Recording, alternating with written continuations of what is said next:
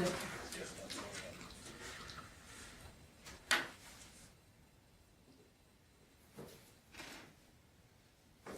Okay, it is, no, I guess not quite at yet. Sorry, I thought I saw it there. You're, should be really, really close. No, I know, but I was waiting for the, There you are. there it is. Okay, so it is 7 o'clock, so we will call the meeting to order. I'd like to thank everybody for physical distancing in here and also for wearing your mask as for our new agreement, our new Public spaces. public spaces philosophy. So I also did notice that today we're sitting at 7 for the county of Vulcan, so it's we're down to 3, and then we're back up to 7. So numbers are looking good. See Lorna looking at me kind of strange. Obviously, I missed the first part of this. Sorry, do you want to start over again? Oh, I just said thank you for everybody wearing masks. And, Yes, but what was the 7 and the 3? Well, the seven is what the county numbers are for right now. Oh, we were talking about positive cases. Active COVID cases, Okay. and we were down to 3, but now we're back up Okay. to 7. So Okay, sorry, I thought we were still on masks and I, no, what's oh, 7 we're and all 3? we're at 9 in here with masks. So anyway, well, thank you very much for everybody participating in that part of it. Any additions to the agenda? Okay, hearing none, would somebody like to move the agenda as it's Lyle? Okay, so Lyle's motion is to approve the agenda as presented. Any questions or discussion on Lyle's motion? Hearing none, we'll call the question.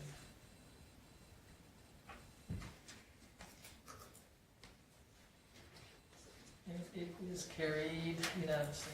Okay, thank you very much. We'll move on to the minutes of the last meeting. Any questions on the minutes? If not, somebody wish to move them as George Lee moves the minutes as presented. Any discussion on George Lee's motion? Hearing none, we'll call the question.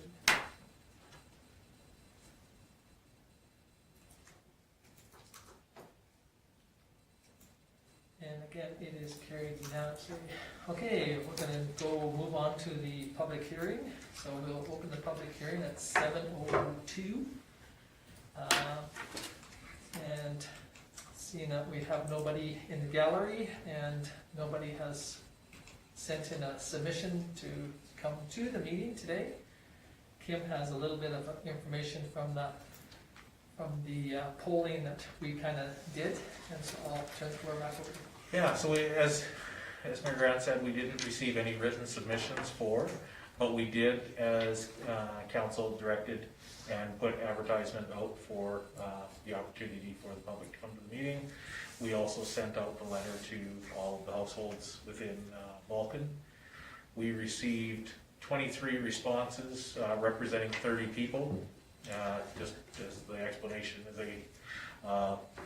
the reason why those numbers differ is some people responded as a husband and wife or a living couple together. So we represented 30 individuals, 15 residents responded in opposition to the proposed bylaw, and 15 residents responded in support of the bylaw. The feedback was pretty straightforward. There was some information on social media.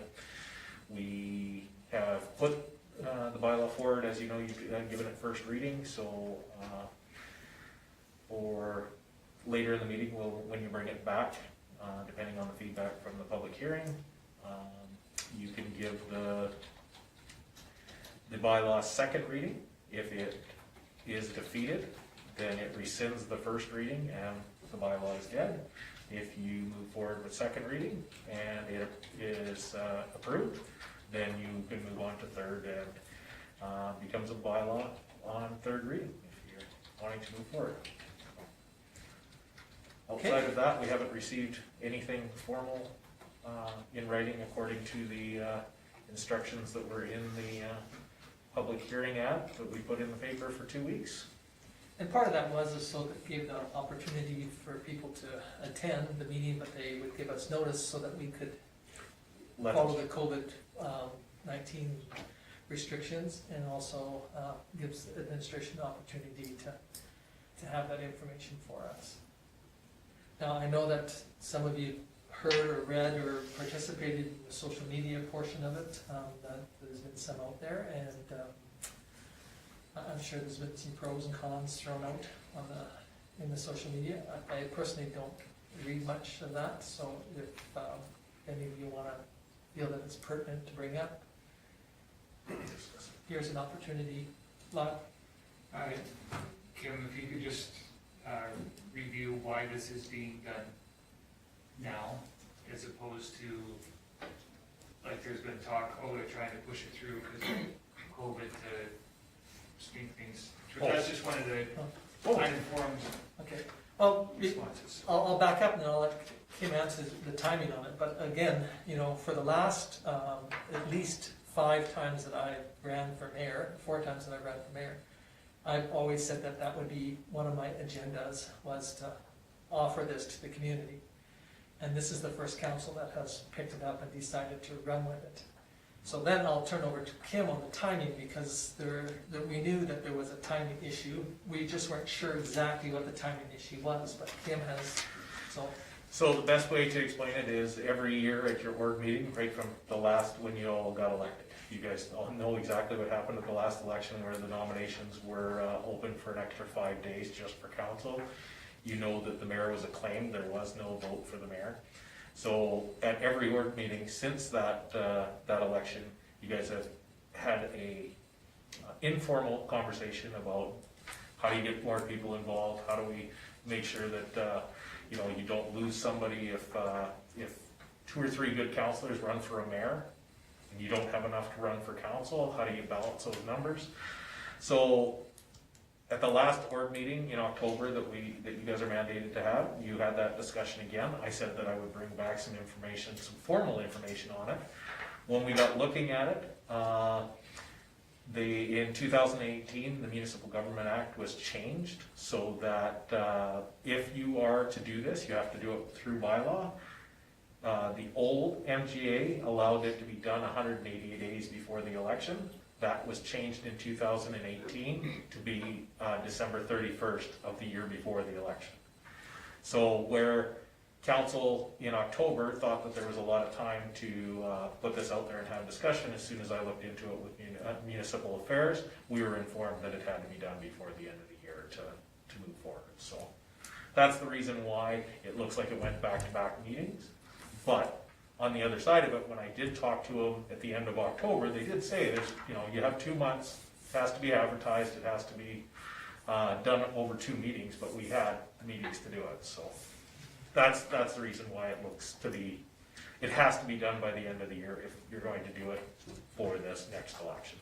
and there's pros and cons to it, and you probably have read some of them, and Kim highlighted some of them in the letter. But there's lots of pros and there's lots of cons. I've had probably 20 different discussions that they were all sparked by me, not by the other person. And some of them were previous councillors who thought this was the smartest thing we could do. And a couple of them questioned our philosophy of why we would want to do that. So I think there's the pros and cons to all of them. Some of the ones is, we've used as an example in one municipality to the south, had a mayor that they had some major issues with council, with the mayor, what he was doing. But legally, they could not remove him as the mayor because he was appointed from the public, not appointed from within.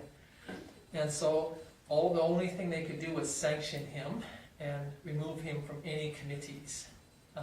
But it just created so much animosity and so much problems. I did talk to a couple other municipalities that do appoint their chair or their reeve or their mayor from within. 2 of them have gone to the method of secret ballot. So it is secret ballot to nominate the person, and it is also secret ballot of who you vote for. So you don't get that division that says, 3 of you backed one person and 4 backed the other, or, because you don't really know who backed who. You can throw your own name in the hat if you want, And they found that in the one municipality that they never used to do that, they used to just say, okay, well, you know, I'd elect so-and-so to be the chair, the mayor, and then they would have a show of hands, and it created so many problems. But when they went to the secret ballot, you know, thing, and that way then, you know, if you are dissatisfied with the chair or the mayor, at the next org meeting, you get an opportunity to try and find somebody else to replace that person, but you don't have to have another election. So as an example with me, if something would happen and I say, I don't want to be the mayor anymore, but I don't want to quit council, I enjoy council, I cannot do it. So then you end up, I have to quit, and then there's an opening, and then there's a by-election. And the by-election costs a substantial amount of money for the community, so this way I could just say, I'm not interested, and here's an opportunity to step down as the mayor, and then somebody else would be nominated and go through that process, so. And potentially you're looking at 2 by-elections. You could be, You step down, Lorna runs right, and gets in, now you need a by-election to replace Lorna. right, Lorna would have to step down though from her position to run in the election. right, yeah. And then again too, you know, then if Lorna stepped, well, fictitiously picking on Lorna here, if she stepped down to run for mayor and somebody else ran against Lorna as mayor, and they were the successful one, now we've lost Lorna as a councillor, you know, to fulfill that position of the mayor, and now, you know, it just creates sometimes, you know, that you lose some calm and some good people. And we've seen that in the past. You know, we've had, you know, previous councillors that throw their name in the hat to run for mayor and then weren't successful. Now we've lost that councillor as a councillor. So, again, the disadvantage is some people believe that you lose that ability to have that right to vote for your mayor separately. And but I think that personally, being mayor and being elected, because that's what, you know, this community has chosen for over 100 years now, the advantages of electing from within outweigh the advantages of electing them as the public. Lorna? And yet, from people that I have spoken with, the majority of them feel very strongly that they get to choose who the mayor is. Right. So, But you know, again, even if you try and explain the advantages, they say, no, that's their right, sort of thing. Right. So, and again, and I appreciate that to a degree, but they're not the other 6 people sitting in the room with the mayor, especially if they have a mayor that, you know, creates so many problems. The other 6 of the that were elected by the public, too, they just are stuck with that mayor for the next 4 years. no, I'm just saying what Yeah. people have said. No, I appreciate Yeah. it, but most of them, I bet you have never sat in a councillor's chair either. No, not one of them. To be quite But again, frank. I'm not trying to pick on them either, because they're seeing it from their eyes. Yeah. But again, you know, as a councillor, I think there's advantages to say who they would like in the chairperson's or the mayor's seat to represent you as councillors, because, and I think there are people out there that think that the mayor carries so much clout, and yet really, if you follow the rules and the procedures, I'm just one vote. The same as you guys are just one vote. And so, you know, I might have the ability to be the chair and run the meeting, but again, if you disagree with it, you can always cut me off and call the question too, you know, so.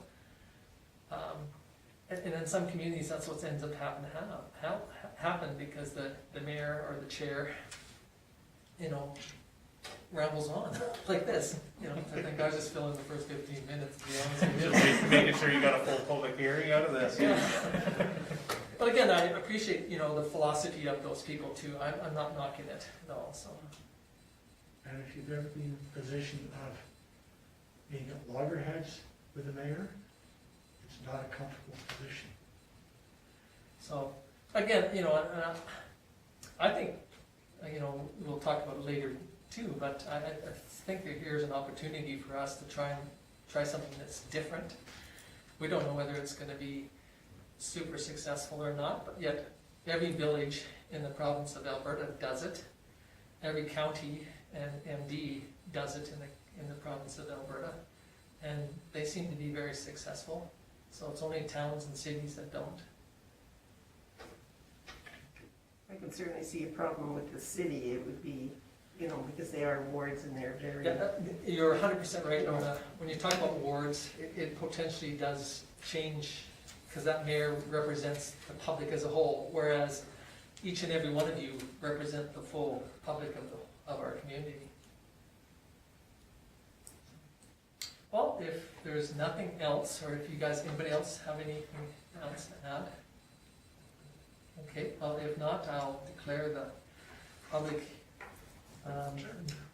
hearing adjourned at 7:15. Okay, we will move on to our rest of our agenda. We'll move on to the correspondence. The Minister of Jobs, Economics and Innovations, Minister Doug Schweitzer, response letter.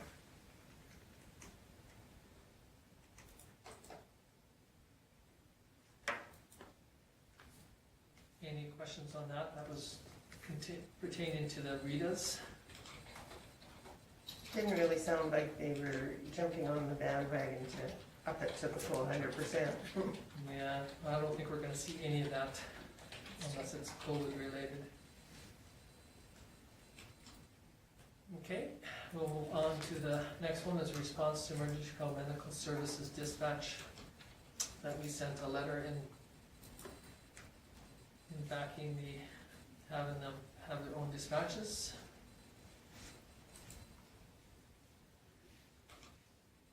Okay, moving on to the SouthGrow report.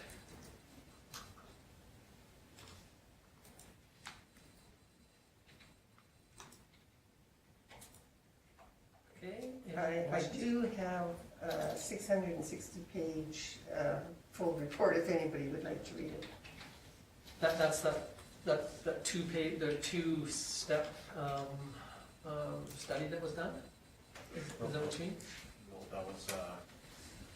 that was for the Canadian Badlands. Oh, you're This- talking about, This is, oh, that's right. Yeah, this is for the, Vulcan County was part of the study in Tabor Oh, and right, okay. Southwest Alberta and that.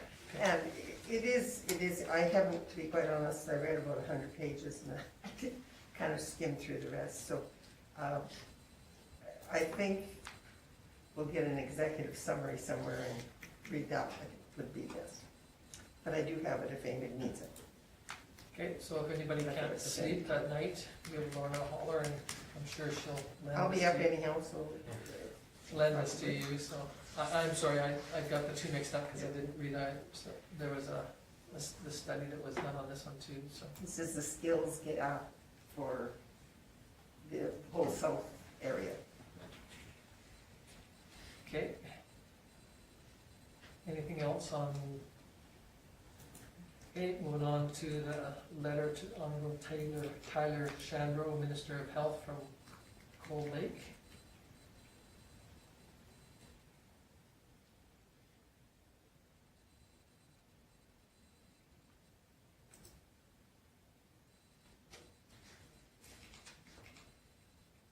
Okay, any questions on that?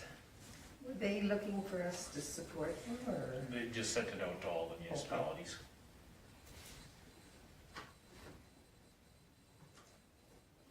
Okay, hearing none, there was one added, this is the one that I was talking about, I guess, where they did the two-part study and, no, I'm That's really the waiting. Canadian I'm Badlands. still on that Canadian That Badlands. one will come. Yeah, I got it, on my email today, that's from. That's probably where you saw it. I read it. This, so this one is for the Old Man Watershed Council. This is their request for us to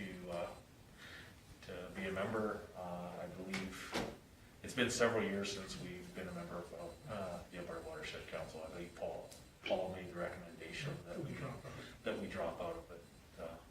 That was 2014 or 15, I believe. First time I was on council, So, and I was having to go down to Lethbridge and sit through it, and we have two drainage ditches that impact.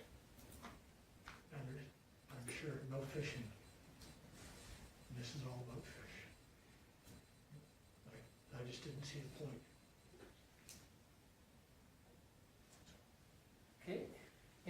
questions on any of those 5? If not, somebody wish to file the correspondence?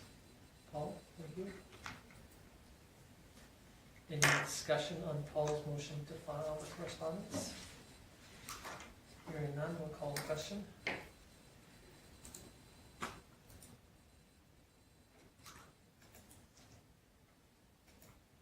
And it is carried unanimously. Okay, thank you. Moving on to the financial. Cash statement ending November 31st. This I guess November 30th. doesn't get much better. Sorry.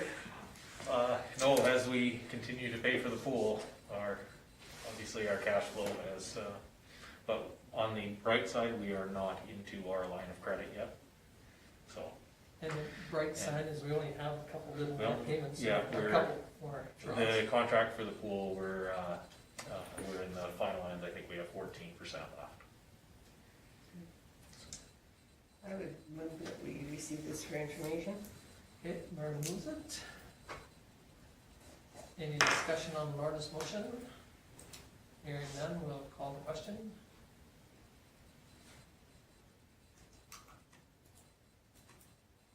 And it is carried just about unanimously. Just about doesn't count. I know, we're missing one person. Pardon? No, nothing there. But I'm in favor. Oh, okay, Michelle's in favor, so it's carried unanimously. Sorry, thank you, Michelle. Seems like every meeting we have some of these that doesn't seem to pop Doesn't up. like to vote. Okay, then we'll move on to the year-to-date. Again, any questions or, go ahead. The most noticeable that I do want to point out to council, you'll see that our revenue is, $785,000 over what we expected it to be. That is the substantial amount of money that the Lions Club has forwarded to the pool project, so, which has helped us on the cash flow side of things as well, so.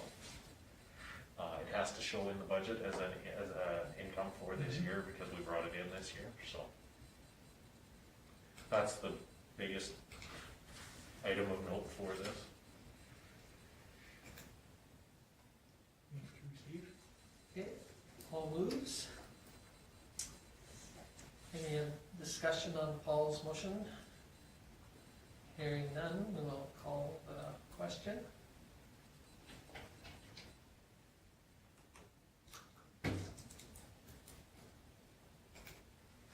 And it is carried unanimously. Thank you. Okay, now moving on to the interim operating budget that was discussed at a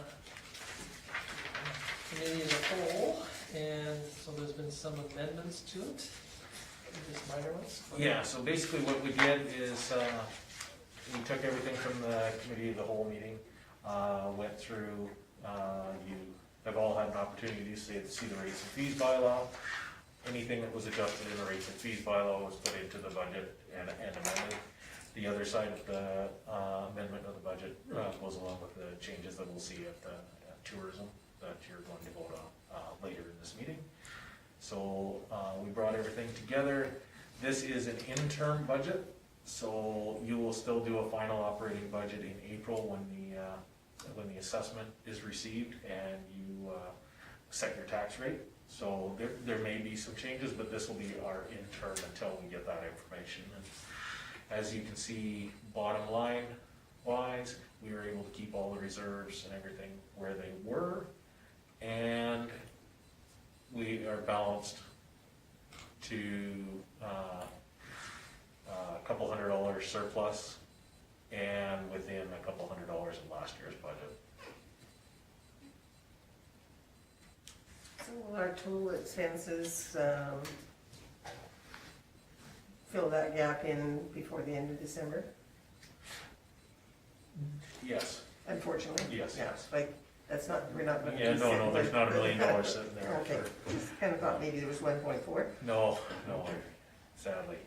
But really, the biggest one on this one is the comparison of last year's budget to this year's. The discussion of council to try to keep things as static as they could.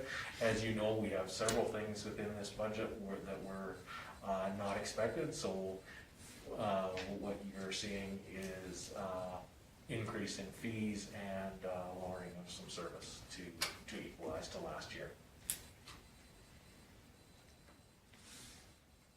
You're proposing a $4 surplus. Yep. That's right now. This is, again, Yeah, no. it being an interim budget, that's, yeah, it's,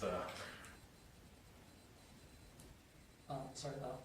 I was just gonna make a motion to accept the interim budget as presented. Okay. Moves this. Any discussion on Lyle's motion? Hearing none, we will call the question.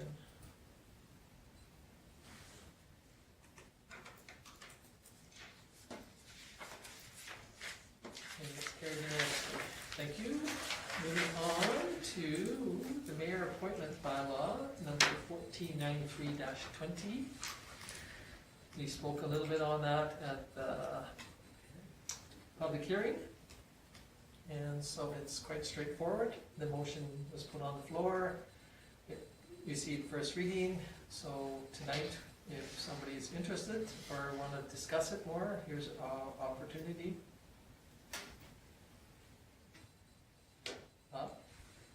So I just want to confirm for those people that are on the outside watching that, so we're the only municipal council or area that actually votes for the mayor within Vulcan. County. Yes. Vulcan, all the villages and the county. Yes. yeah. Okay. Yeah, because I think there was some, I don't think people realize that from some of the responses that I've heard. All villages and summer villages, which are very few, and all counties and MDs have to elect their, Point. appoint, I should say, their chair or their reeve or their mayor from within. We, as a town, we have the ability to opt out by doing this by bylaw. So for villages, counties, and MDs, they are the exact opposite. They appoint from within. If they decide that they want to elect, they have to go through the same process to pass a bylaw to say that they want to elect. Villages, counties are under one rule, towns and cities are under the other. And we're at the small size for town. And so when we were doing our research for this, many of the municipalities that we looked at were towns of our size or smaller that had a lot of trouble. And they basically have two options to try to get people to run for council, and that's to lower the number of people or to do the appoint from within so that everybody that runs has an opportunity for the chief elected position. So that's why when you guys were looking for options of what you could do, the numbers were either lowering your numbers or looking at this. I had some comments were made that this was not a very diplomatic thing to do, but I had to disagree, saying this is why we put it forth to the public to get people's input. Right. So it's not just our decision, it's the whole town gets to decide, so that's why we put it out there to get people's input. And going forward, if the next council decides this is not the way to go, in 4 years, they change it. Absolutely. Right. To change this bylaw back, you just have to follow the same process. So council would have to do a first reading, advertise it, and then do second and third reading. And again, if you guys give it second reading, which you're gonna have to give it second reading regardless tonight, but you have to vote on it. And if it passes, then you go to third reading. If it fails, then it rescinds first reading and the discussion is done. Does each vote have to be unanimous? No, No, just No. a simple majority. that's only if we introduce the third the same night. It has to be unanimous. Or if it was a special meeting, then it has to be unanimous. So, any other discussion on it? If not, somebody wish to move the second reading? Okay, I'll pick Laura. Laura moves the second. Okay, again, is there any discussion on this, Laura's motion? Hearing none, we'll call the question on the second reading.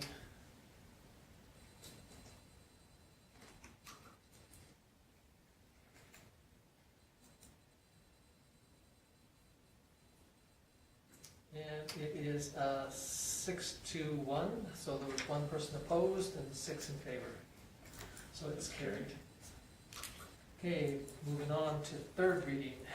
Somebody wish to introduce the third? Okay, Michelle? Okay, any discussion on Michelle's motion? Hearing none, we will call the question.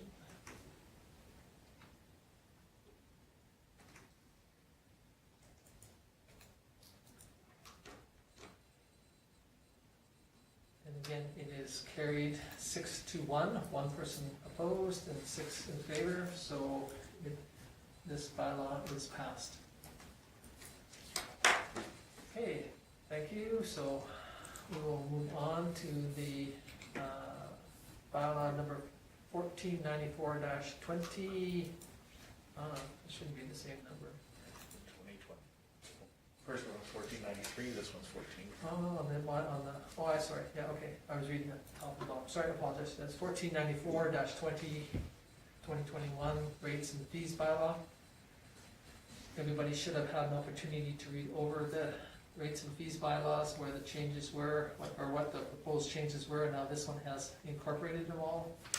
Yeah, through the report that we put out and through the discussion at the committee of the whole meeting, the major changes are the $1.85 to the garbage pickup, which corresponds with their increase to the rates. We $1 for the water and $1 for the sewer, and those are per billing cycle, so it's 50 cents a month that you're adding to those utilities. The increase to the camping fees to bring us in line with the others that were in place, and then of course the permitting fees for permits around. It's gonna have a negligible impact on the budget, but it's one of those things that was requested by Superior to bring us in line with the other communities around us. So that one was a 15% increase across the board, rounded to the nearest dollar. So, and that is the extent of the majority changes within the rates and fees bylaw. Okay. I will do first reading. Thank you.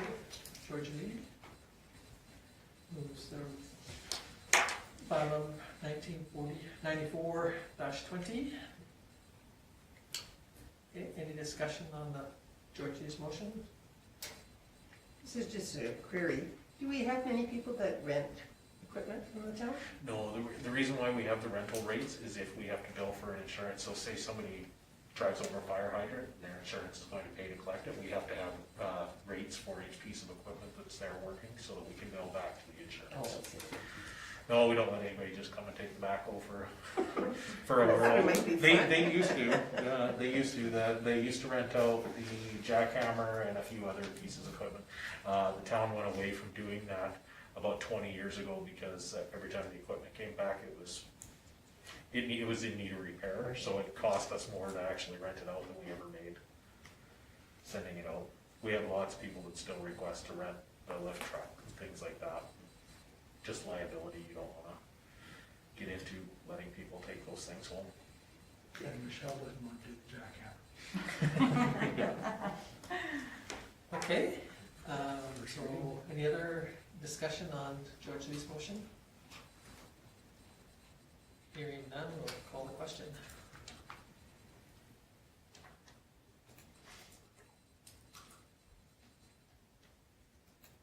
And it's carried unanimously.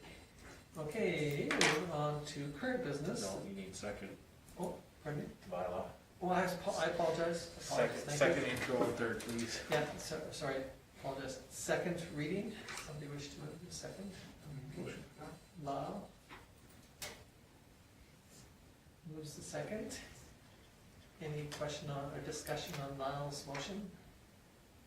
Hearing none, we'll call the question.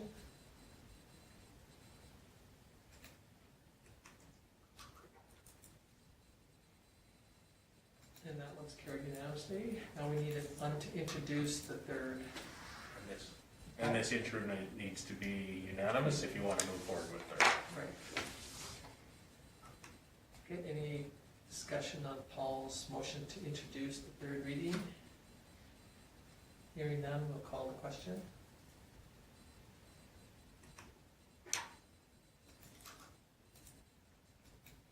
And that's carried unanimously, so we can enter into the third if somebody wishes to introduce. Laura? Any discussion on Laura's motion? Hearing none, we'll call the question.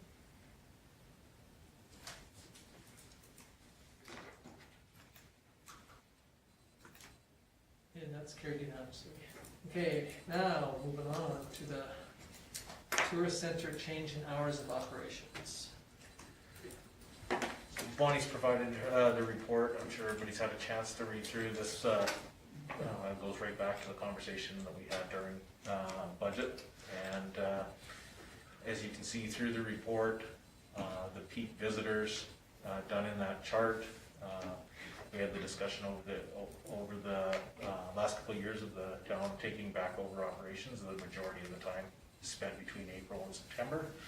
So we're asking for, based on changes to the budget on staffing and that, we're asking for council's support to lower the hours from a year-round operation to a 6-month operation from April 1st to September 30th.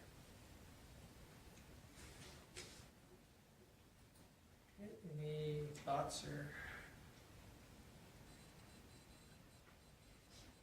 I know 6 months works best, but it would be nice if it could stay open until Thanksgiving weekend. Yes, and what the conversation was based on council's direction for the 6 months, that we know where that number is. It's always going to be easier for us staffing wise in that to expand the hours out than it will be to cut them down again. Because of course, this cutting them down to this cost us 2 staff members, and it was quite a process to do this. So if we, and that was the conversation about how far do we go down. If we go to 3/4 of the year, we still run the chance of council asking us to go down to the peak 6 months. So the original conversation went, let's put forward what council had talked to us, and then if everything goes really well, we can expand our weekends to include the September long weekend, or the Thanksgiving in October. So would they have to have council's permission to expand, or would that just be something done within the department? We could do that depending on and where the money there. Like that becomes something that if the revenue's there and it's justified, we could bring it back to council for a resolution fairly easily. Yeah, especially if it's within the budget. And you also want to cancel Vulcan for next year. We did, and that's part of this motion as well, is because of the not going to have anybody around to organize that through the off season. And again, council's discussion of the significant impact of Vulcan on the budget. It was about a $35,000 investment. So the motion is for canceling for 2021.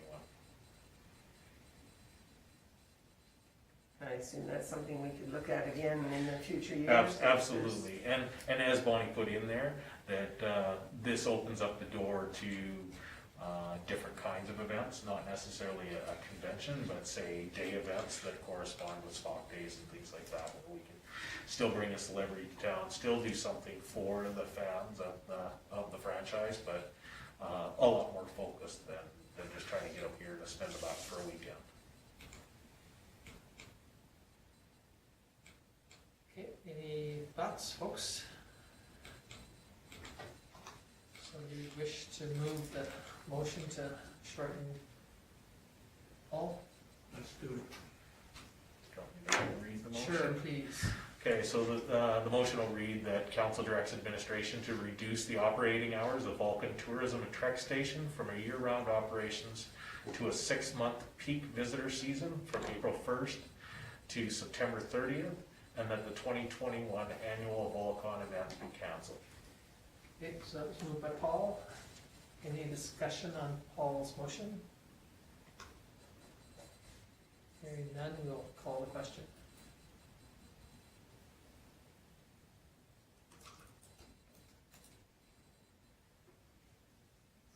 And that's carried unanimously. Okay, the next one, since we just shortened our hours and changed our parameters of how we normally ran, is the tourism committee. Yeah, and based on the report, this was taken to the committee as you saw that they support this moving forward. One of the things that council reviewed was also the amount of hours and time that's spent on a committee. If the department through tourism is focused on keeping the doors open for a 6-month period and helping people through that door, and we're not doing Vulcan in that, it's basically cut the roles as per the terms of reference for the committee. So the suggestion is, or recommendation is based on that the committee that was formed in 2018 be wound up, but allowing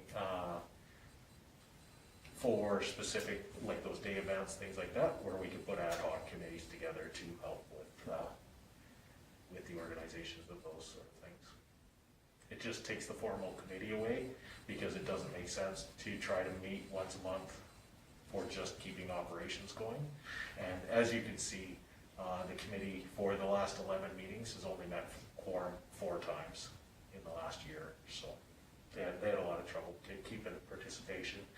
And I know that different things were tried, different hours of the day, those sort of things, and it still didn't take for, so,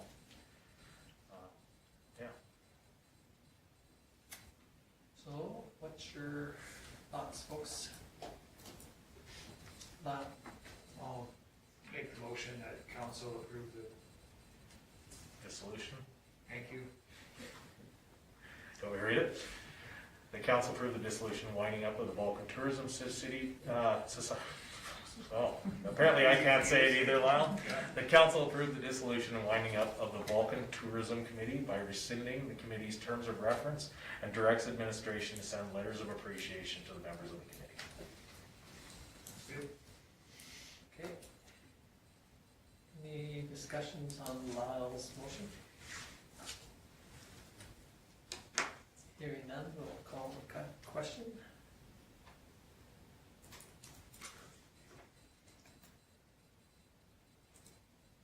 And it is carried unanimously. Okay, moving on, thank you to ORRSC. So, for those of you that, I know all of you don't use our GIS every day, except for Lyle, who might. He asks enough questions that I think he uses it every day. Our GIS internally is a huge asset to our community that we partner with ORRSC. And what it does is it has all of our geospatial stuff for who owns our lots, tax roll information, infrastructure information. It has, you can take the lot plans and you can overlay it with orthophotography. So it shows you where exactly a house or a shed or fence lines and that fit on a property line. So we use it quite often. ORRSC, through years past, has always updated the orthophotography. They try to do it every 5 years. Last time we did it was 2017. And what they're trying to do is they've done it through the ACP grant in years past. So they want to do a new application for the upcoming year. And the town of Fort McLeod has offered to be the managing partner for that. So what they're asking for is letters of support for all the communities that, so they've put together the resolution sheet that you've seen on the back, and we just attach that to our grant application so that when it goes, they know that all 49 communities that are taking part on this, they're all together on this. It's a really good project. And they've just completely updated our entire GIS platform, so. New orthos in there will go a long ways, because if we do it just right, we'll have a brand new finished pool on there. Some of the development that's happened in the last 5 years in our community will be on there as well. So do we have to upgrade hardware to accommodate that? No, actually, if showing, this is their, so you've all seen our old GIS. They have just brought out our new one here, and you're gonna put me on the spot to remember our password. 2013.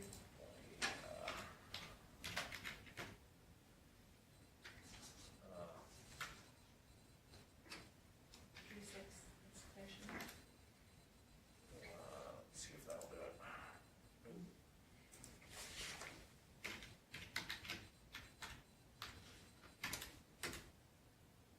Oh. Try password. No, Kim out and put Karen in there. Nope. Okay.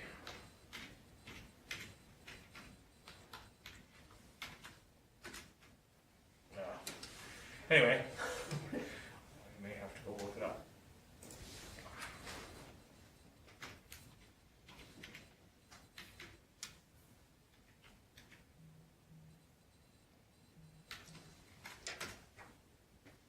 Haha.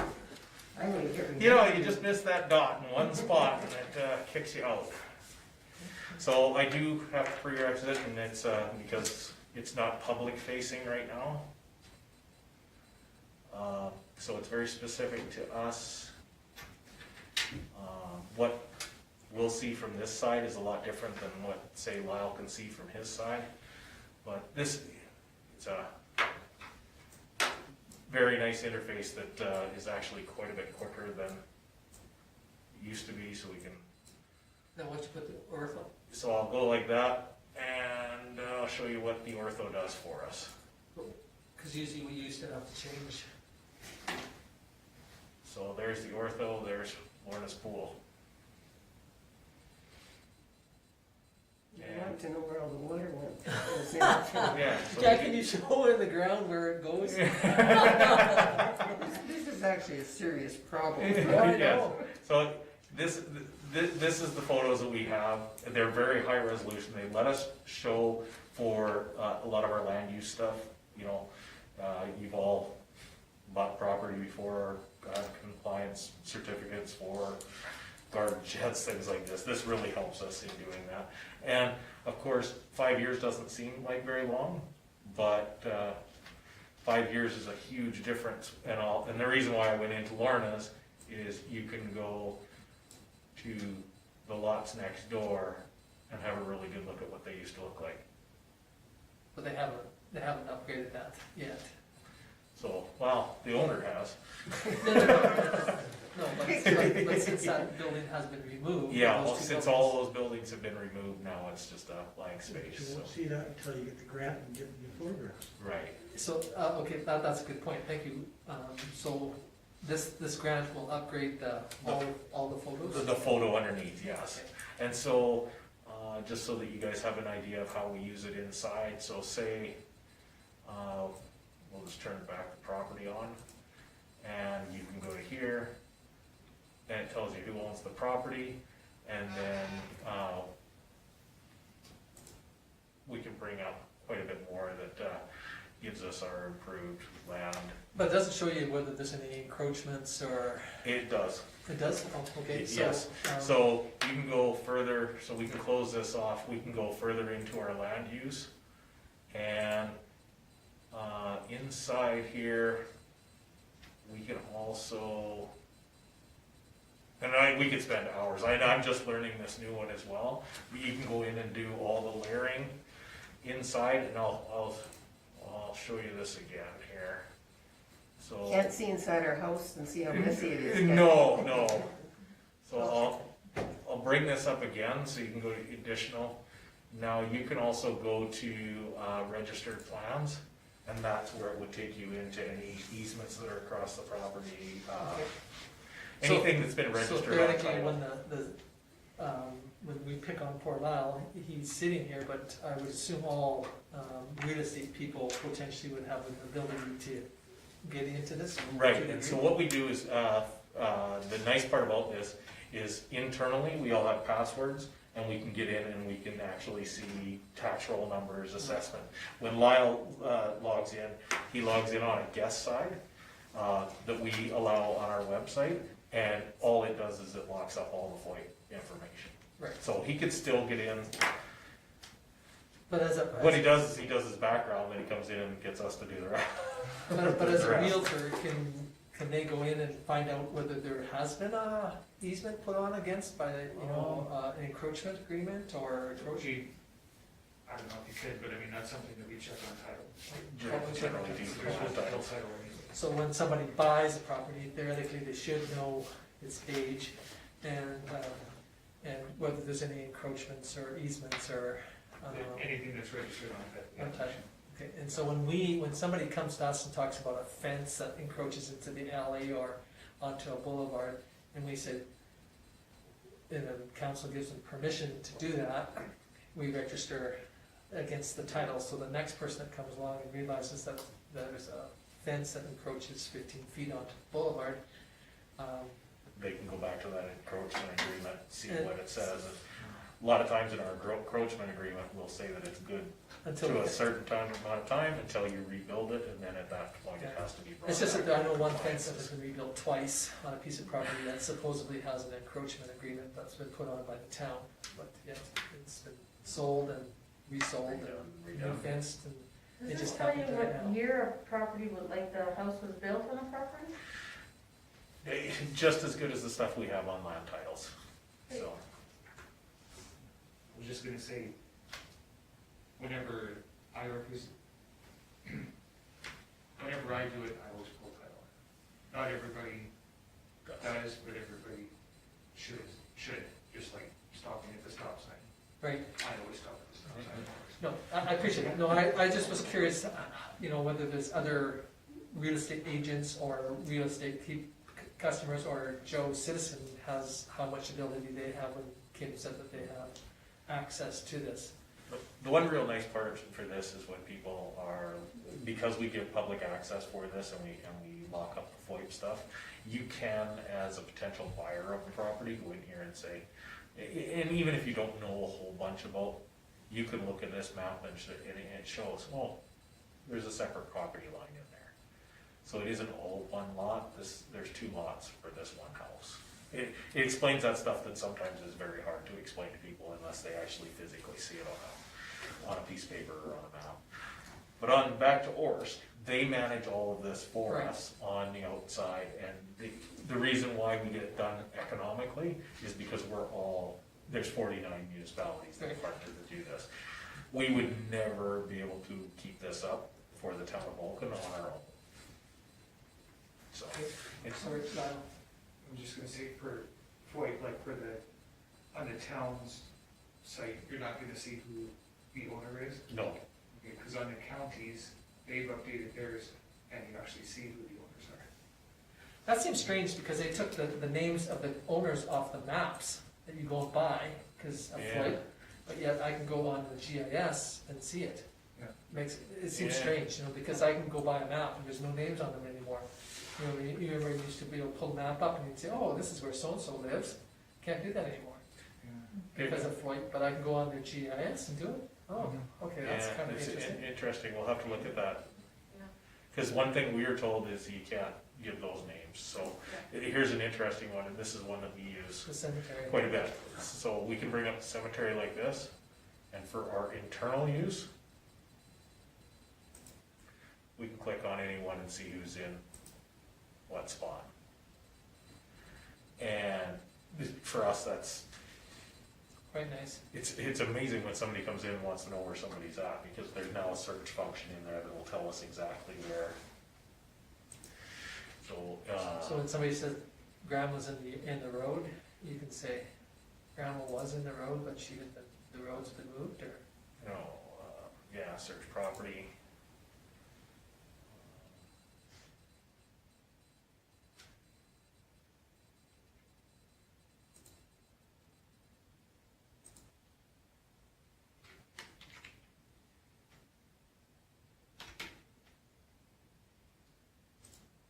You can do this and then search.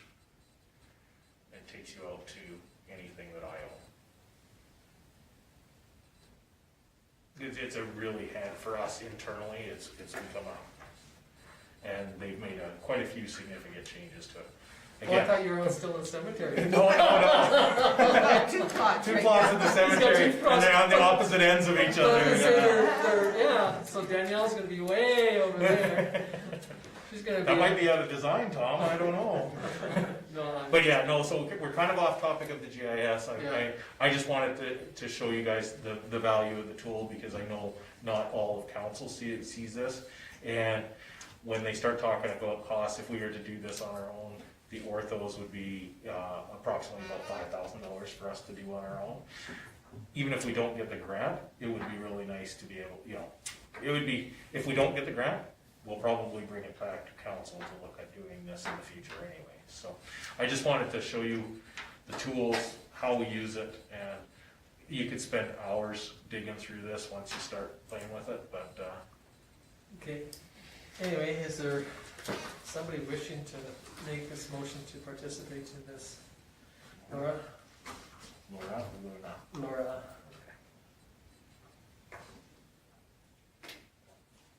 Okay, thank you, Laura. Any questions on Laura's motion? If not, hearing none, we will call the question.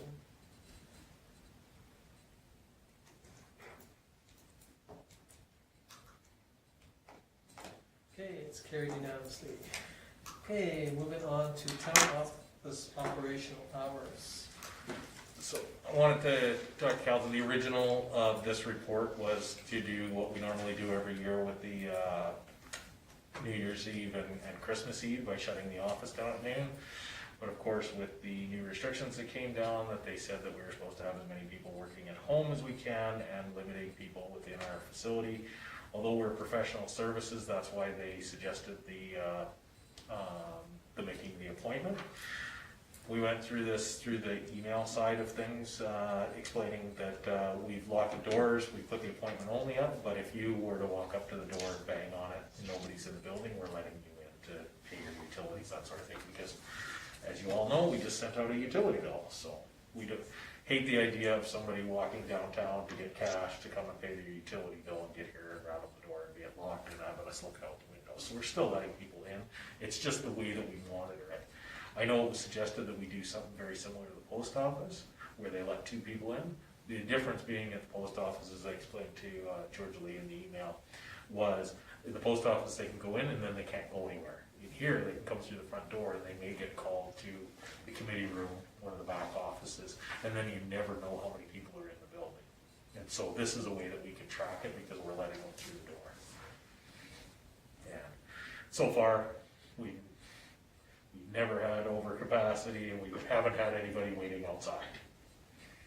So this is to bring it forward for us to restrict the access through to January 11th, or the provincial restrictions are changed, and again, the closing at noon on the 24th and the 31st.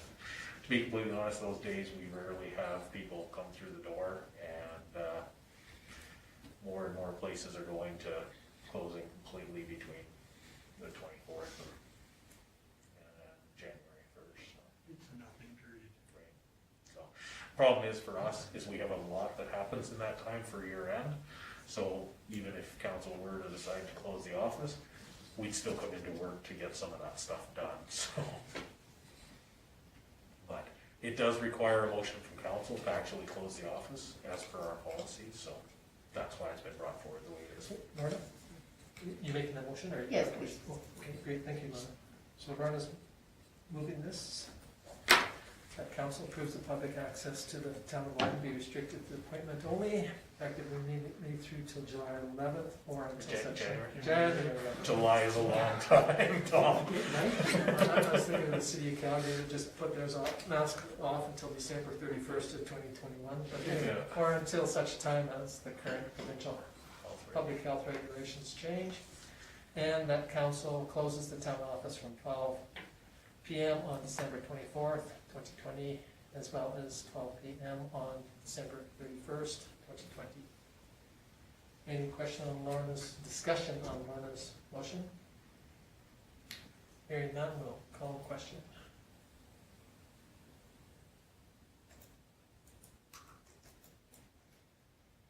And it is carried unanimously. Thank you. Okay, moving on to the CAO evaluation. And I apologize, I should have had this at the last meeting, but with the way things were going with the budget and that we got focused in on other things. As the MGA states, you have to do a CAO evaluation once per year. So I think if you approve it tonight, that'll count as this year, as long as we can get it done before the next meeting in January. So the thoughts was is still to do a 360, which is right here, all these envelopes, which Karen so kindly brought forward with the support of Karen, so you can fill yours out, get it back to Karen. I'll drop off some of the other ones and ask them to get them back into Karen or drop them off to me. Do we need an appointment to come in and drop it off to Karen? Or you can bang Well, it you on can- the Bang, door. bang on the door. Or you can put it in your envelope and Yeah, drop it in the drop it mailbox. through the The door in the mailbox? door. Yeah, there's Yeah, we have a door. drop box in the door. In the doors. I never knew that. Well, that's where I drop off my checks usually, so. So then I don't have to come in, I just fire him through the door and then, Then we chase him out of the parking lot and ask him his questions as he's running away.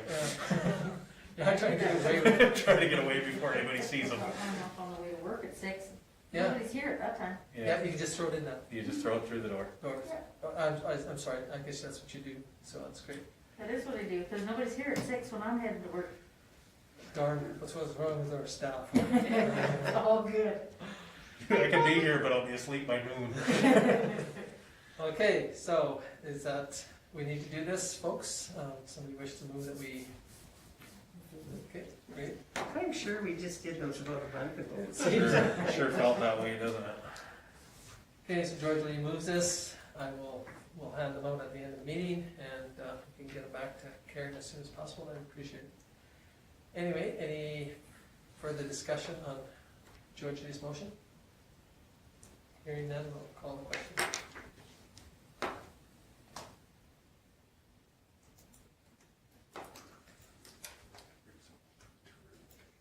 Okay, you want to discuss that now, or? If I could. Sure.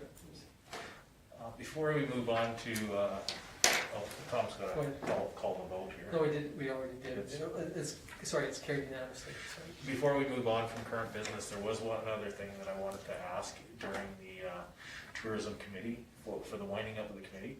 The other thing that I'd like to throw out there and just to see if council supports. Council can't give direction on this, but we also have the Tourism Society outstanding where there's nothing happening, there's no funds left, there's no real business to be conducted by the Tourism Society. I know that 2 of the society members, 2 of the 3 are sitting at the table. If we could assist, that might be considered, we kept it in place so that we can apply for grant funding. We can do that through other entities. The Tourism Society is not necessary for grant funding. So just, council can't make that suggestion, but it's worth having that discussion here on whether the society should look at, and we can help line that up as well. Yeah, I would think it would have. We haven't met in what, 2 years? It's been a long time. Yeah. So you may not be in good standing now, so get everything done so that you can wind up bank accounts and those sort of things, so, We don't have any money to wind up, so. right. So, but if you guys do wanna do that, if you wanna meet with us afterwards, or, talk to us in the next little bit, Okay. we can help you get started on that. Sorry, I was supposed to bring that up in my report, and I forgot, and I Well, we did apologize. talk a little bit about it, in previous meetings, and So, no, that's great. Anything else on that? Thank Okay. you. Okay, we'll move on to the committee reports. There's one there from Mayors and Reeves on November the 6th.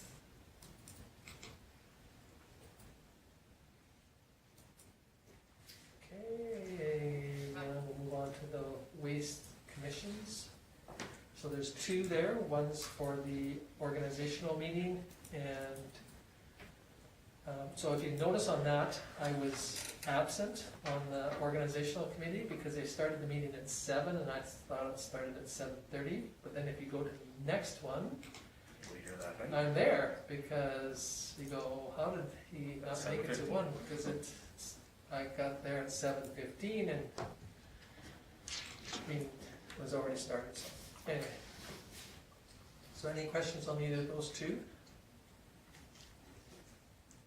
Okay, thank you. We'll move on to the Attraction and Retention Committee.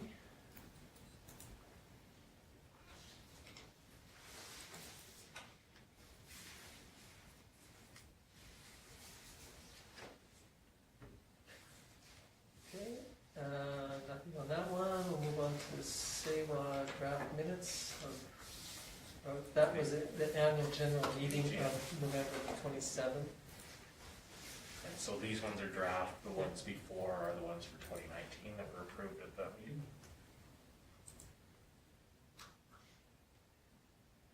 Okay, any questions on any of those? Hearing none, we'll move on to the Old Man River Regional Services Commission. I believe there's an error in these, Lyle, but it has to do with, on one spot, it talks about Coaldale being out, but then it talks about Coaldale, it has to do with Coaldale. County of Newell and town of Coaldale remove themselves. Pardon me? The County of Newell and the town of Coaldale are removed themselves from membership. Yes, but then somewhere else farther down, it talks about them being in, so. These, Coaldale will still receive GIS The service GIS stuff. Okay. at an increased fee. Okay, maybe that was it where it was, okay.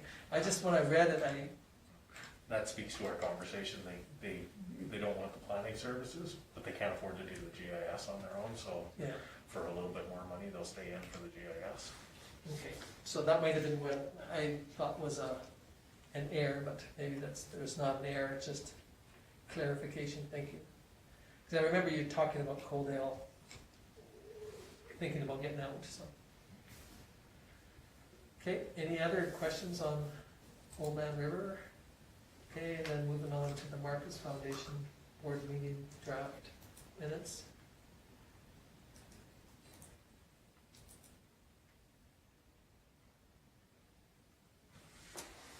Okay.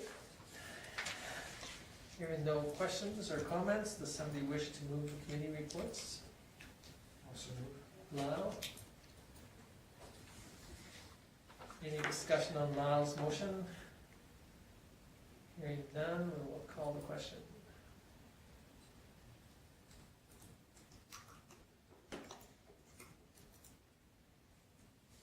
And it is carried unanimously. Okay, moving on to verbal ones, Councillor Taylor. No meetings. No meetings. Okay, well, thank you. Councillor DeVault. I had nothing. Okay, well, thank you. Moving on to Councillor Magnuson.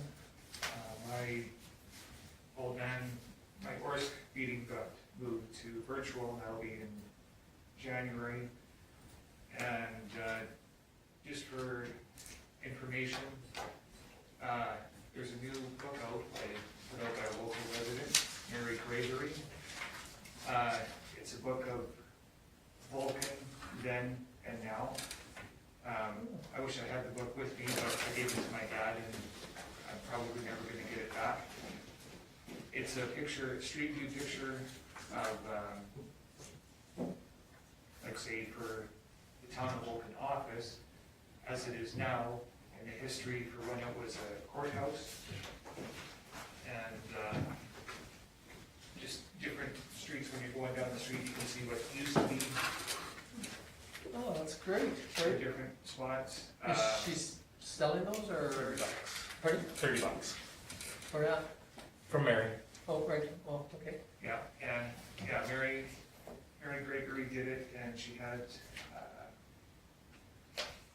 some help there, but she's been working on this for years. Norma Aldred Oh, great. as well. And, yeah, it's really interesting to see. It's also beneficial for my work, is if someone wants to buy the empty corner lot on Center Street downtown, you can see a As it picture goes up. of dentist's office that was there, and the different owners of the properties that were there during that time, and it goes down each street in town, so, I just wanted to give her a shout out for that, and it's really interesting. I'll actually pass this around. Yeah, That's that's great. my own personal copy. I think we're gonna get a couple for the town office here. Well, thank you for bringing it up. I never realized that they made one. Yeah, it's just new within the past month, if I'm not mistaken. Yeah, I'm sure it was less than a month ago she was in. Probably November. Yeah. Okay, well, that's great. Well, thank you. Came in to make sure she got my $30. Oh, that's good. Anything else, Al? No, that's it. Okay, thank you. I've had no meetings either. Okay, thank you, Laura. Councilor Roddy. At Chamber as well as Committee Features. Committee Features, we had one of our regular meetings as well as the second part of our strategic planning. Also going to Committee Features because it's kind of constantly changing with the different funding and stuff that's going through the government, what they, and where they actually fall in with the small business support and stuff like that. As well as with the Chamber. There's one kind of centered around Black Friday where we had one during beforehand because obviously it looked much different this year than previously. And normally they would donate X amount of money to kind of help support it and various prizes and stuff, but that obviously changed. Also just to go over as well, our AGM coming up, I believe January 13th for the Chamber, which as it stands at this point is probably going to be looking for essentially entirely new executive that really, and then the next scheduled meeting after that, like the next going forward plan, unless something comes up or if there does end up being a whole new executive that really runs for it is amazing. But otherwise, it would just basically be the one AGM for the next year and then probably 1 to 2 meetings. Same thing, just in support of Black Friday. One thing that we did do as well is have an impromptu meeting to go through and say, okay, because we can't, this isn't available to do for Black Friday, how can we still show support to the community? So part of that was, okay, going to and seeing with FCSS what, where the biggest needs are, where the opportunities are for, them to still kind of have their hand in supporting the community, especially right now with everything going on. And that's it. Okay, thank you. Any questions for Michelle? Okay, thanks, Michelle. Moving on to Lorna. My Vulcan County Health and Wellness meeting was canceled for December, and the Marcus Foundation Christmas party was canceled because it's usually held at the lodge, so we can't go there. But I did have SouthGrow last week for their quarterly meeting, and the Southwest Alberta Regional Skills Gap Study, which is 660 pages. Actually, parts of it was really quite good, quite interesting. It's just a lot of reading. So that included the Southwest, Rita, and SouthGrow. The county participated in that part of that study, and so did the Tabor. And I think those were the only 2 other ones. We had a report from Linda Erickson, who is with what is now called Jobs, Economy, and Innovation. And she is willing to come to council if we ever are interested in do about a 15-minute presentation. I think she came quite a few years ago now, She did, that was the beginning of your, first time. yeah. Yeah, so, and she could do, on, her main topic would be business retention and expansion. And she really wants us to remember, you know, we're always looking for people to come into our community, but don't forget our businesses that are here already. How can we help them expand and keep them here? And once again, the top 3 industries in Alberta are agriculture, energy, and tourism. And so when we're shutting ours down, I do hope that Bonnie keeps an eye out for that, because I think that's really a very, it's going to have a different look, but I think that's something that we really need to keep focused on. And we had said, I passed a motion 2 or 3 meetings ago that we would provide $1 per capita for the RETA for SouthGrow. And they have now decided they'll go to back to the 50 cents per capita for this next year, partly because they have some money, due to COVID, a lot of their activities didn't fly, and so they are doing okay, so they didn't want to burden the different organizations or the different municipalities. I have a list of a toolkit, which I will maybe give to Karen and Kim afterwards, and that was through the Jobs, Economy, and Innovation. The office space for SouthGrow will now be held in Picture Butte. We had 2 communities come forward. First of all, Raymond came forward and said that if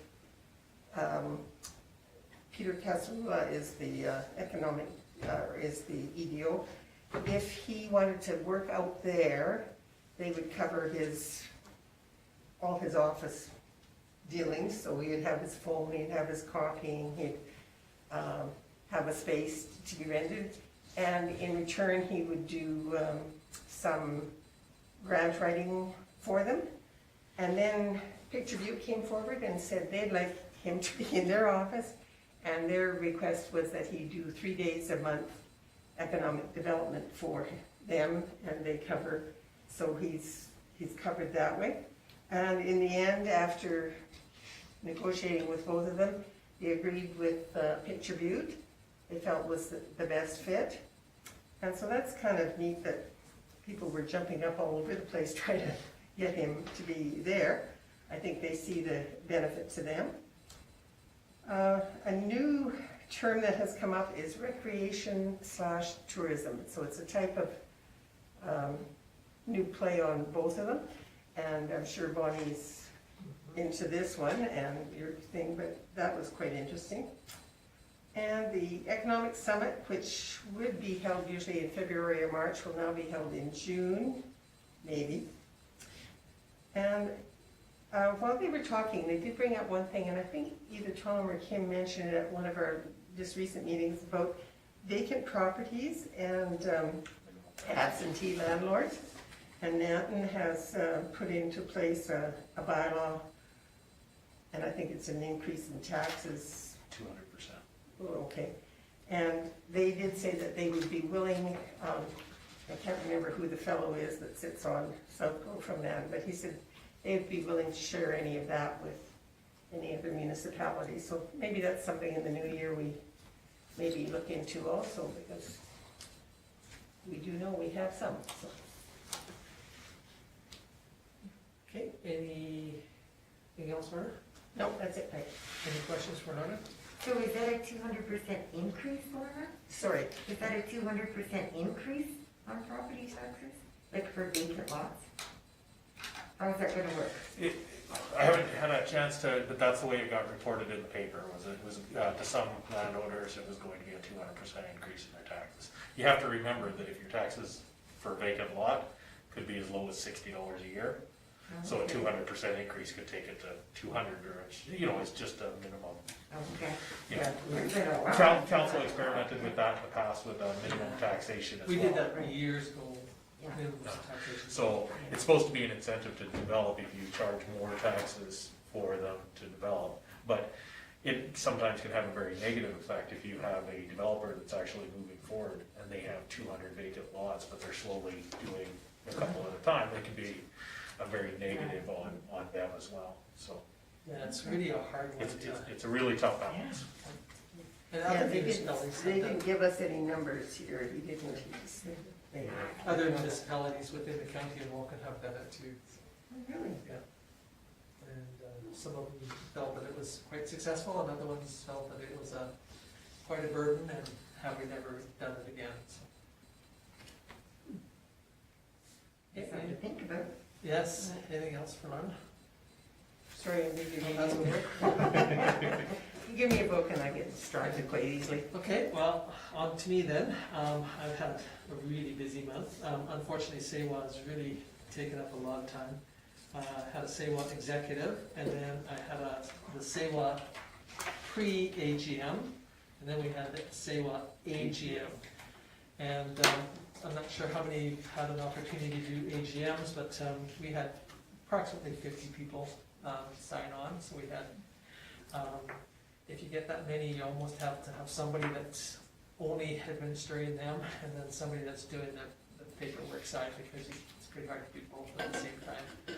But we did take advice from our auditor and other people that have had other AGMs, and there was no questions to be asked verbally, which, made the traffic control a lot easier, but it made it so that it felt like it was kind of dictated to them how it was gonna run, which it was. And then we did voting by, we'd physically ask, so we'd go around and say, Lorna, yes or no, Michelle, yes or no, and then, Laura, yes or no, type thing, and that's the way we did all the motions.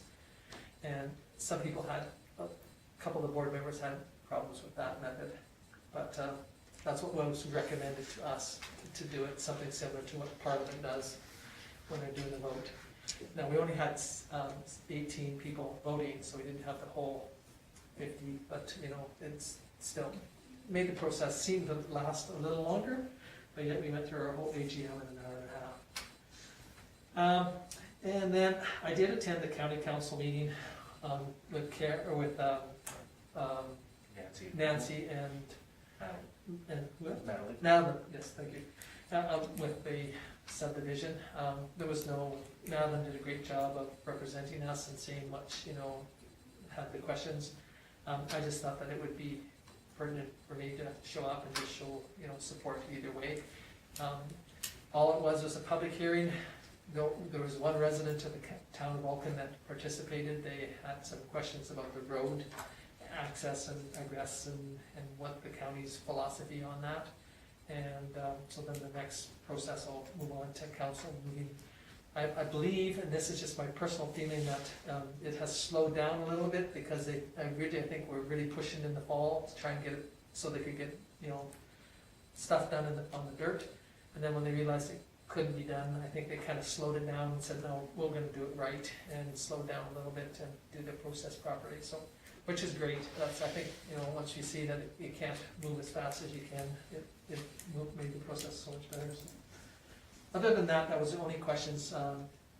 Madeline had the majority, and her counterpart from ORRSC answered some of the questions, in the meeting too. I asked her if she rode down with him or up from Lethbridge with him, and she said no, so it's probably a safer way anyway. Then I attended the Mayors and Reeves by Zoom. It was pretty decent, again, too. A couple of them had a few issues trying to get in, and then some of them had issues leaving their mics on, so you'd hear the dogs barking in the background, and one person, I think, was trying to look after their kids. Anyway, then Attraction and Retention Committee, they did they have a tendency to do, if somebody has an idea, they send it out and try and get a motion verbally, and then make decisions, and then, which is a little different than what we're accustomed to, but, you know, they did a thank you to the staff at the facility, and both the doctors and to the other staff members. Solid waste, we've met, and so you have the minutes from the previous one, and I didn't get the agenda to Karen of the one that we just had.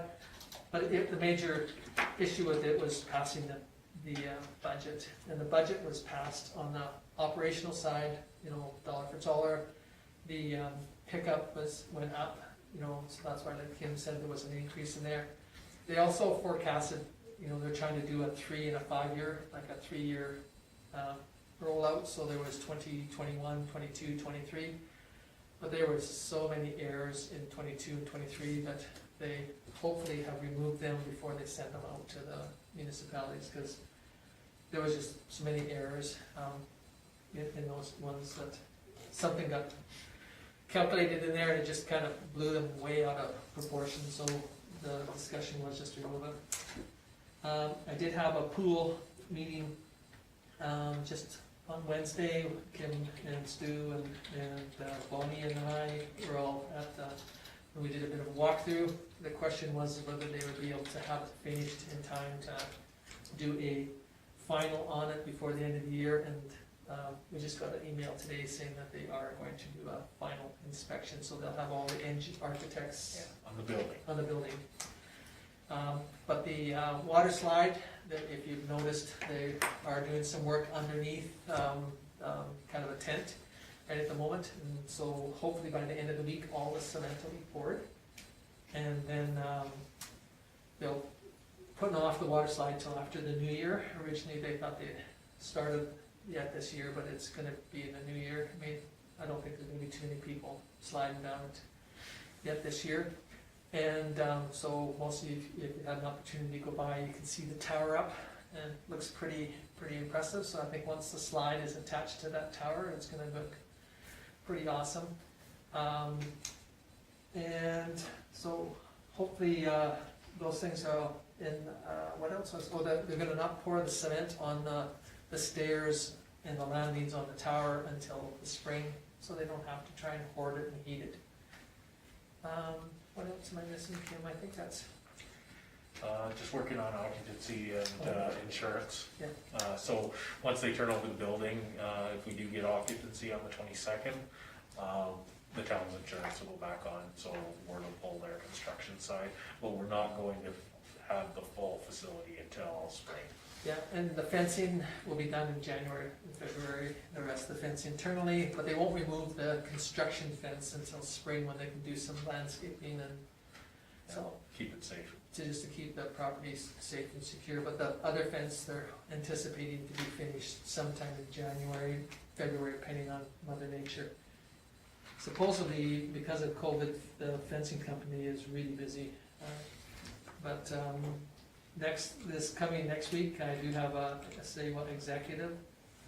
Matter of fact, I think it's tomorrow. And then I have a CAO board meeting, which I think is on Friday. Yeah, it is. It's the board meeting is on Saturday, Friday, and the executive is tomorrow. The reason why both of them kind of put off a little bit, but yet moved up, is that the CAO is applying for a $15 million grant. And that grant would take us to the procurement. So that'll take us right to design and, you know, to take it to procurement, so we can hire somebody to design the plant. So hopefully, that's the next step for our process, is to take it to procurement. It potentially will take a year to do this next study. In that year, they'll come up with 3 or 4 different things that most municipalities will have to deal with, but hopefully by the end of the 2021, we will be close that we can go to procurement. So we're trying to do this before the next election, in hopes that we can, you know, keep the membership as active as we can. And then the next item, what I just said too, is the pool, the final on the pool building. And so, once we get occupancy of the pool building, then over the winter they can move some of the stuff back back over into it if they so desire, whether they wanna wait until the spring, but those things will all be there for it. Any questions for, Just speaking with a concerned citizen today, and was trying to tell me that the pool is running over budget by 6 million, up to 6 million and stuff now. And I said, well, I don't, council has not approved anything for any increases in that. I just would like confirmation, just so so-and-so's watching that we can. Yes, no, absolutely, we're still well within budget. We've done, I did a change order today, but yeah, no, we're still under budget, we're still have the majority of our contingency as well. yeah, we're over in time. We're over in time. You know, I mean, we should have been theoretically completely finished this portion in October, but so we're definitely running over budget, or running over time in the process, but not the budget, so. The other thing that, I have mentioned it to Bonnie and to Kim, is that, you know, we're proposing, like, in the next one, when we come into Kim's management activity one, is we're gonna participate with the Lions Club with the grand opening, but, there was been a suggestion that I suggested that we, thank our neighbors that have participated in having their street, construction across from them for the last year, doing something for them. And one of the suggestions was, it wasn't my suggestion, but I think it's a great idea, is to have a pool party for the neighbors that participated in Sharing their community. yeah, sharing their street and their community with the construction, so, it'll come back, I'm sure, administration will probably bring it back, but one of the thoughts was I could do a 360 around it, the people around it, the block, and they can invite, 10 people for their family per household. So they would be able to invite 10, and we'd have a pool party for them pending COVID. But they would not be the very first people to get to swim in it, but they would be the third group of people type of thing, because the first two groups have already been awarded to somebody else because they bought it for a fundraiser. But this would be an opportunity to say thank you for those people being inconvenienced by us participating in building this in there, right across the street from them for the last year. But that's just strictly a suggestion, and it'll go back to administration. They'll be able to kind of fluff it up a bit and see what they think, and bring it back to council to see what their permission is. But I think it was just something that was put out there. I thought of it, the one part of it, and then somebody else added to it. And so think about it and see what you think of that idea. But we'd like to thank the people that were inconvenienced the most by this activity. Any other questions? So yeah, Lyle, you can tell that person that our budget is pretty good. We've been misinformed. Yeah, time was definitely, it was, but, hey, like I said, we'd rather have them do a great job and a good job than is to push them and get them to. And then that's the nice part about the way that council did it, you did this as contract, so it can only be this amount of money, and if it's more than that, it has to come back to council for approval, and there's no point if we cross that line. Okay, anything else for me? Well, thank you very much. I need a motion to receive the verbal reports. Pick Laura. Any discussion on Laura's motion? Hearing none, we'll call the question. And it's carried unanimously. Okay, moving on to the activities, management report. We've had a chance to go through and review. The only thing outstanding from the last meeting is the letters to everybody in our recurring grants policy, and of course we don't send those out till the new year. So one of the other ones, we did have a question on the land acquisition proposal that council saw 2 meetings ago. That proposal was brought forward, and it's worth noting that we put a deadline on that if we haven't received any information by December 15th, that the agreement would be considered withdrawn, because that was plenty of time to respond to it, and so that's tomorrow. And we have yet to hear back from the property owner, so. Other than that, unless councilors have any questions on anything outstanding? Okay, moving on to the CAO's report. Very straightforward. Again, you've had an opportunity to read the report, unless there's something blatant that stands out. It's just, the wrapping up of tourism. The COVID kind of helped because, of course, they forced us into closing the facility, but it gave us some time to actually interact with the staff and come up with a plan on how the closing would look, what we're gonna look like in the new year. I've had the opportunity to talk to legal counsel about employees in the future for their most likely moving forward, being 6 months position. What was the most favorable was looking at doing a term contract for those positions, so that way they know there's a start and a finish every year to it, but it can be long-term. You know, you could, if you find somebody that does want to come back year after year, you can enter into a long-term contract with them that way.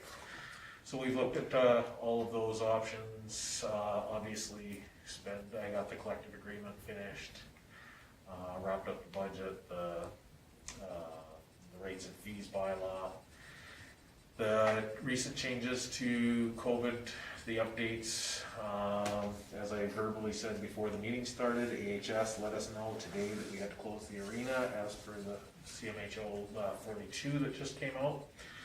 And it was kind of interesting because they brought out the information on Tuesday. They had a town hall meeting with municipalities, and the question was asked if the arenas and that can be still open for family rentals only, which the way that it was stated in their paperwork said it could. And it seemed to catch them off guard, and then one of, I believe it was Dr. Henshaw, said, well, I don't think families are renting entire arenas, are they? And then the questions in the question box went crazy, because every village and town that had an arena open was doing it, because it was the only thing that they could do in their facility.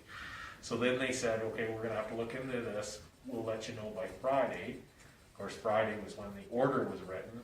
We didn't hear anything, so we contacted AHS today, and they said, as per the thing, it specifically says arenas are closed. So we had to close it for everything. So that happened this afternoon at 4 o'clock. I was gonna send something out to council, but obviously we're gonna be here in a couple hours, so. Other than that, we've been, just banging away trying to get the budget and everything done up for council, and unless there's any other questions. Bob? Did the town get any feedback on the posters that they made for masks and that, or? Not from any businesses in town, but we did get a lot from our regional partners, because of course this was before they had been mandated, and of course Arrowwood, Carmgate, Champion, Lomond, and the county were looking for similar stuff for people, because they were getting similar questions about whether they were gonna look at mass bylaws as well. So we got lots of feedback from them, thanking us for putting it together, that sort of thing. And of course, a week later, they became redundant, and the province just came out with their new mandatory ones yesterday, so. But I did, there's a group of mayors, spearheaded by Coaldale's mayor, Kim Craig, that they went through the whole same process. So there was 11 of us that, and I shared that they could go on our website and find them. And out of the 11, probably 8 of them were really impressed, and the other 3, I never, didn't answer one way or the other, but the 8 were very impressed with the way they looked and professionalism on them. And then I did see, I think it's Loman's can opener. They have one page there with all the regional one, and it looked really impressive. I was, looked great, so. One of the things we've tried to make sure that we've done, if any one of us within the regional partnership is doing something, we're trying to make sure that everybody has access to it, so that everybody in our community is getting consistent information, because to be completely honest, you can read through stuff from the provincial website, you can read through stuff from the World Health Organization, and there's a lot of conflicting information out there. So we're just trying to make sure that what we're sending out is, we're taking it straight from the province, but just trying to make sure that it's very, very consistent. So from that, on the staff side, obviously, both staff members not, without going in camera with this, both staff members have accepted compensation for their employment with their contracts, their employment with the town has been ended. And hopefully they'll apply for the contract positions when they come up in the spring. That's the tourism. The tourism, yes, yeah. And formal meetings of interest, the COVID meetings, you can see how many of those that we attend. There's pretty much constant these days. And the pool. So, and Tom was good enough to go through most of the stuff at the pool. Okay, any questions for Kim on either one of his reports? Okay, hearing none, we'll move on to the development officers.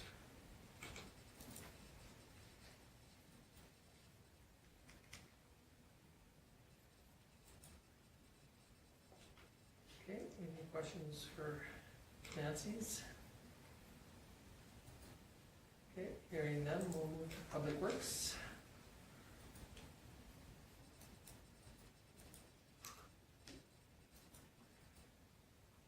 So you can notice Stu kind of wrote the one on the streets Before he had the lights up. before he had the lights up, but the bell, I think, tower looks really good. The guys, again, should be commended on how, it looks really nice, the decorations on it, and then the street light poles, again, Lorna made mention of it to Kim, and I think it looks really good. And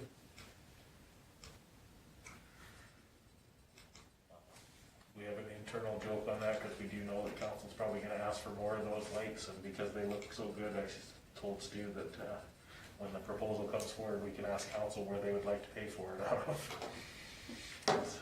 They're expensive, those lights there. They do look good. Okay, any questions on the Stu's? Okay, hearing none, we'll move on to community services.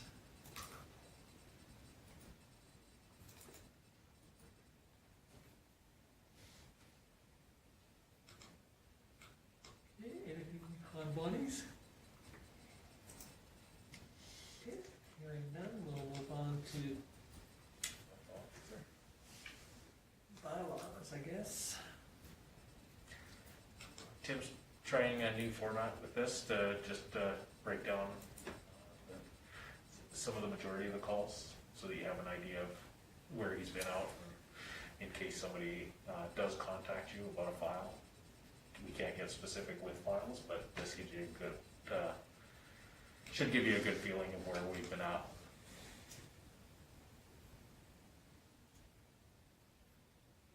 I think under the second one, under complaints, I think that's one area that we could do more of a proactive one on instead of wait for complaint, because Oh, the snow covered sidewalk, he was out actually all day today doing, it's quite easy to see who hasn't shoveled theirs for the whole season. he hung out door hangers today. I know the one at the post office, I don't think they'll ever get that off till July Spring. 10th or something. Yeah, It is ice thick. Yeah, he was hanging door hangers today. okay, anything else on, or anything on? Okay, moving on to the fire chiefs, I guess.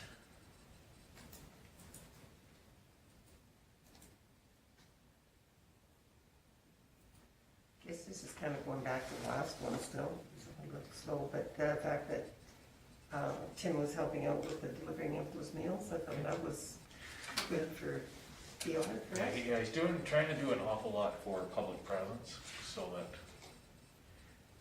people know that he's here, and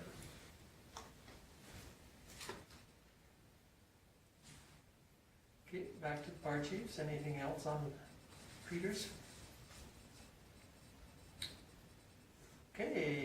So, nothing else on any of those? Somebody wish to file the administrative reports? File? Any discussion on Lyle's motion? Hearing none, we'll call the question.